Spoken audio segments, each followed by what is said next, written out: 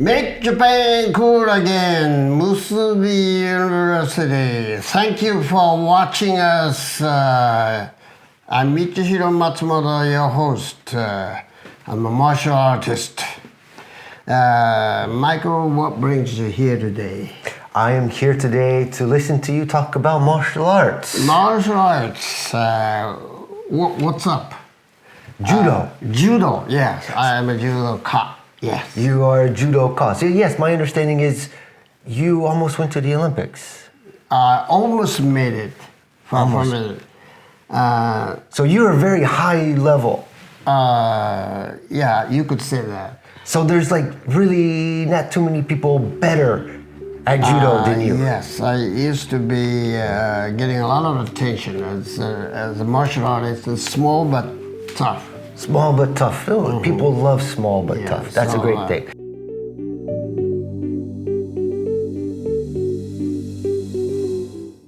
So, but my question is about judo, and in English, it's very difficult to describe someone who does judo. I think you're hitting me where it hurts because that has bothered me a lot because I used to say, look, I'm practicing judo, and nobody says that anymore. I'm doing judo, I'm just practicing judo instead of playing judo. Yes. That would be beneath me, yes. me to be called a just another sport. It isn't. No, I don't think it is. I think there's a lot of beauty in judo. Beauty in it. Softness wins over the toughness. Yes. You just push, and I step back and kick you from behind. Yes. This is how you do it. So what's the problem? In Japan, you say judoka. Yeah. In English, sometimes some people will say judo player. It's very rare. A more appropriate way would be to say judo practitioner. Yeah. But usually everyone just says this person does judo. But then you have sumo, which I think is probably even less popular than judo. But we say sumo wrestler. But I don't see wrestling in sumo. You don't call them sumo player. No, they're sumo wrestlers. Sumo wrestlers. Right. The judo. So to me, it seems like for some reason, sumo gets a higher reverence than judo. But no one really outside of Japan does sumo. More people outside of Japan do judo. So where does this reverence for sumo come from? Why does it seem to be placed above judo when sumo seems to be very limited to a very specific group of people? Sumo, I suspect it's more common, more widely practiced. When I was a little kid, not anymore. People don't do sumo anymore. But when I was a little kid, I used to be a champion. Neighbor's number one sumo wrestler. Because I'm proud to say, look, no one can beat me. But those days are gone. Okay. I got into the judo, an extension of martial arts. The sumo used to be called a martial art, and yet it's a sort of, can I say, a rite of passage. Everyone wrestles not for themselves, for their own glory, but for God, kami. Showing it, said with respect to someone above, someone great out there, spirit of humility too. So from the beginning, sumo is different from judo or, for that matter, any other martial arts, karate too. So you're saying that sumo, there is a spiritual element to sumo. Spiritual because you have to purify your body and soul, with lots of salt, sprinkle the salt above, and you can tell, look, I got nothing hidden under my armpits. to prove that you're clear, you got no knife involved. This isn't professional wrestling. The sumo, everyone has to play honest, fair, and square. So is that a common progression for children in Japan? To when you're young, you play sumo with your friends? Yep. And then when you get older, you move into maybe judo or karate or kendo? Okay. But as you progress, you lose some of their earlier, what you might call a killer instinct. Okay. This is not for the kill, you know, just to play according to the rules, invisible rules. Like you gotta play nice. Sumo, you gotta play nice. And the hinkaku means play nice. Play nice, okay. You can't get him whatever it takes, you know, with a killer instinct. That goes against the grain of the Japanese emotional aestheticism, biishiki or something like that. You have to fight clean, you know.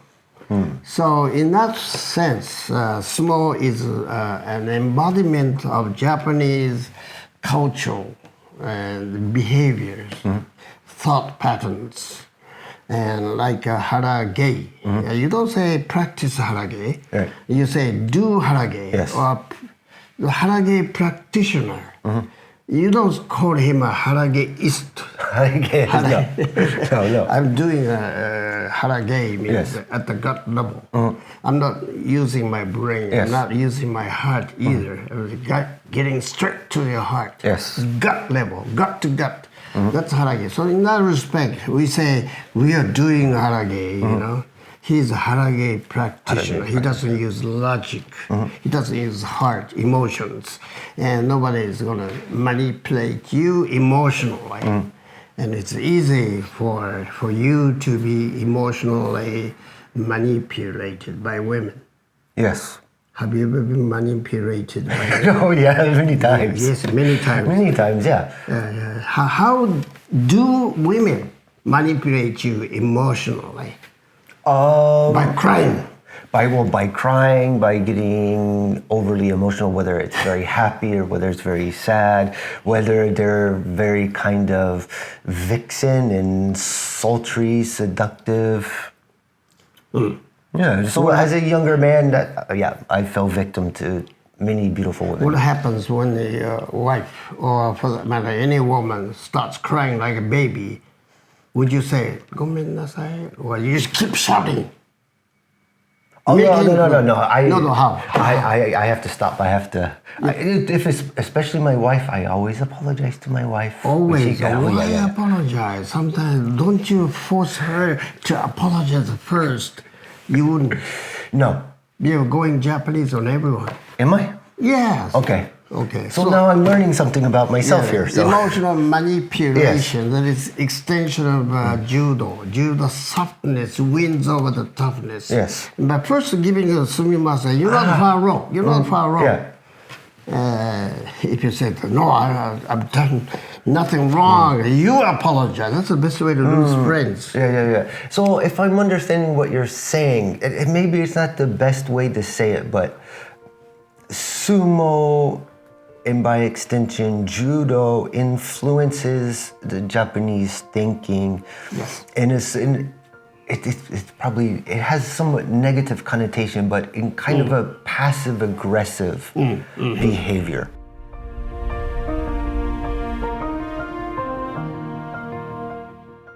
Well put, passive-aggressive. Yeah, because judo is about waiting for your opponent. Right. And you using their body, kind of like, what is that, Aikido. You're using their momentum against them. That's right. And so this is how Japanese people think. Yeah. Okay. Good. You're describing my occupation, my professional interviewing, and how do I throw you off balance? Throw you off balance. Yes. Gotcha. Yes. And this is how you use what you call kata wo yaburu. Kata yabu. Everyone has a kata factor. You have a style And my job as a professional interviewer is break your kata, trance, throw you off balance. That's what it means to be a professional interviewer. Yeah. So, sorry, kata. Is that's, I think I've heard that with karate. Kata too. They have different types of katas, right? Goju-ryu kata. So that type of kata, the form, the style, okay. And the kata is everywhere. Even in Delhi, everyone is practicing martial art one way or the other. If you're practicing kata saying, I know what you mean. I agree 100%. That's a kata. Yeah. I don't agree with you at all. Yoku wakarimasu. Bullshit. You know, you don't mean it. So that's a part of a kata to get you into a favorable climate for negotiation. Yeah. To soften the mood. That helps. Okay. So, I mean, that's very helpful if you want to do business with a Japanese company. Understanding they have katas, they have kind of, I would say, in a sense, formulaic responses. Yes, that's right. And then you could use it by judoizing your partner, judoizing your style, and judoizing make you feel you're winning it. Yeah. Actually, I'm losing it. You win. But in the back of my mind, hey, you lose. I win. Okay. That's a judoization. Yeah. And it works in daily occurrences, the business negotiations. Oh, you win. Actually, I win. Yeah. Grinning from year to year. I win. He loses. You know, that works. Yeah. Have you ever tried that? Yes. With whom? My wife. Your wife? Yes. Your wife is the only person you grapple with? Some other business partners? Not as much. Not as much. Get over your wife. Get over my wife. She's my wife. There's no getting over my wife. Well, experiences. Experiences. I always apologize. Win, I-chan, you win. You know? Yes. It doesn't make her happy. No, probably. It does. It probably she takes it for granted. He's not telling the truth. Yeah. So when you apply that for daily negotiations. Yeah. By losing, you win. Not losing, Or by appearing to lose. appearing to lose. Because, so would you say that actively trying to, in a sense, break the kata, Break the kata. is that good or bad? Yeah, that's a good question.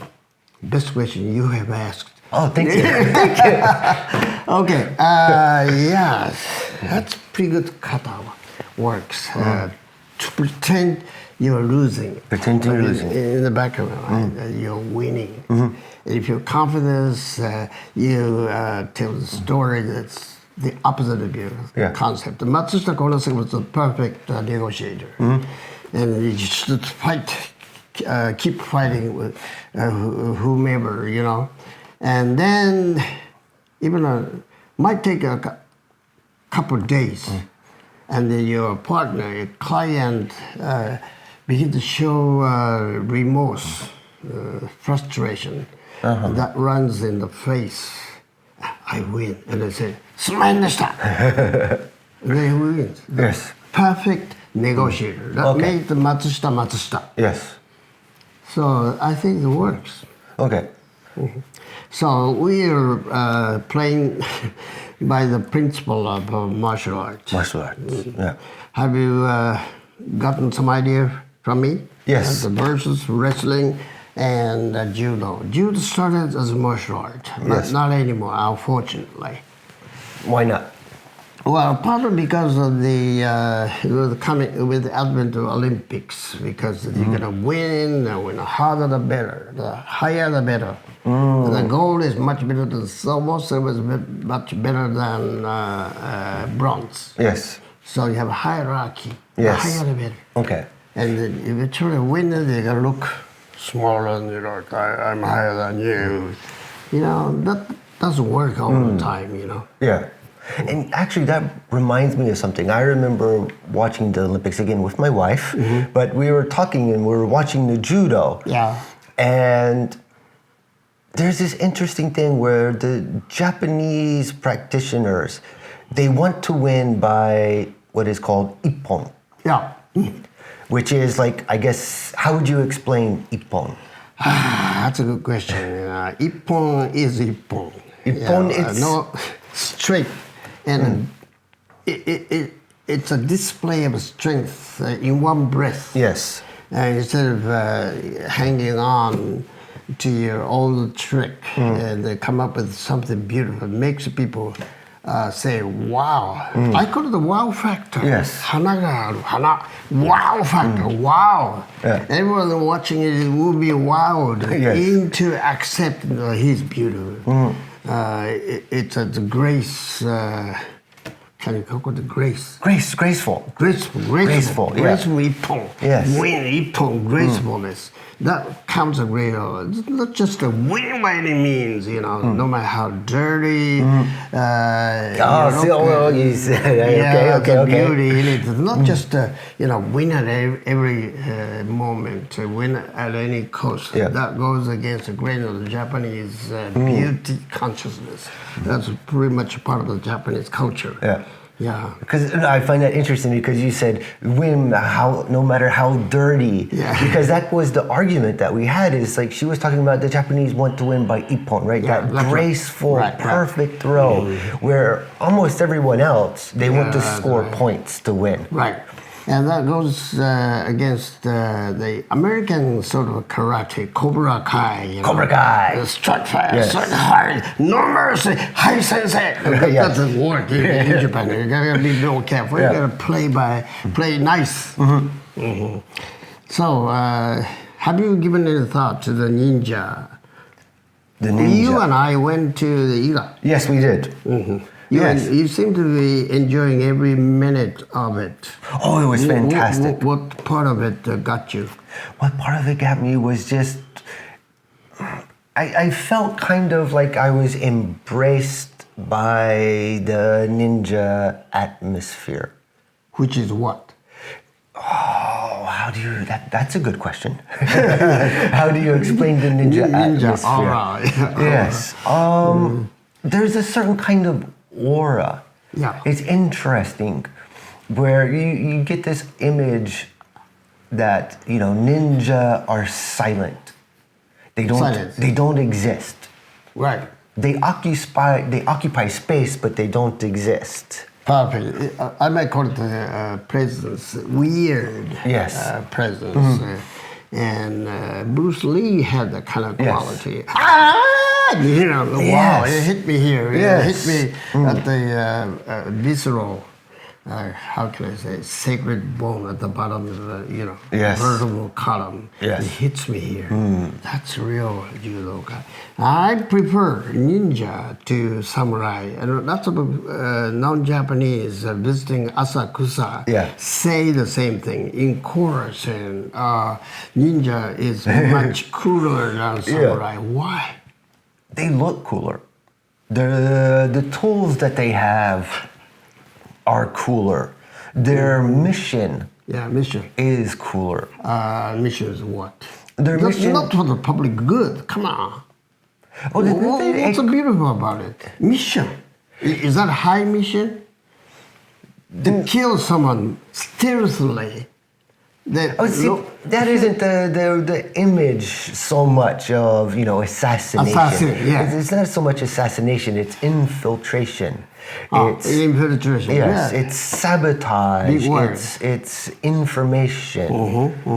Yeah, and it's secrecy and kind of hiding and it's just it's a little romantic.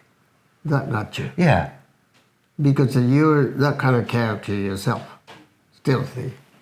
I hope not. I don't want to be a ninja. You're not trying to get attention. Look at me. Well, that's true. You're not that kind of guy. Rolling over. You're not that kind of guy. Yeah, you're right. I guess I am a ninja. You are ninja. Yeah. So ninja, in other words, is your alter ego. You are their alter ego. Yeah. The extension of the ninja, shadow samurai. Okay. I'm a ninja. So, do you have a message you want to get across to the audience members? Take a leaf out of the book. The ninja book. Ninja book. What kind of a leaf would you recommend that they get from the ninja book? What kind of leaf? I think the most important thing I took away from the time there was knowing and understanding your surroundings. And going back to the judo and understanding judo and understanding sumo, how it has influenced Japanese thinking. So understanding the thinking of the people that you are interacting with will help you to fit in. And if you want to do business, it will help you improve your business relations just by simply trying to understand the other person's thinking. And let me pick out two words you use. Okay. Surroundings and how is it? Kuki. Atmosphere. All put together as one. Kuki o yomu. And ninja is far ahead of samurai. Yeah. Samurai can walk on the street in the broad daylight. Yes. He's got a proud ninja. And ninja have not the kind of a pride that samurai have, and yet deep inside they have a self-esteem. It takes a guy like me to kill the samurai lord, and yet I don't claim credit. Yeah. He doesn't expect to get credit. Yeah. Doesn't that make ninja cool? Yeah. I didn't do it for recognition. I didn't do playing name games, and yet he has some kind of a self-esteem. I don't know how to put it, but I don't try to get the credit I deserve. Yeah. That gets me. You're that kind of a ninja. Yes. I hope. You're my good old shoe. Yes. Thank you. Thank you for your attention. Okay, folks, thank you for watching us with undivided attention. I appreciate that. And you can learn from us. You're nothing without us. We are nothing without you. Michihiro, Matsumoto, and Michael, colleague. And so this is Musubi University, Kuzuha, Japan. See you next time.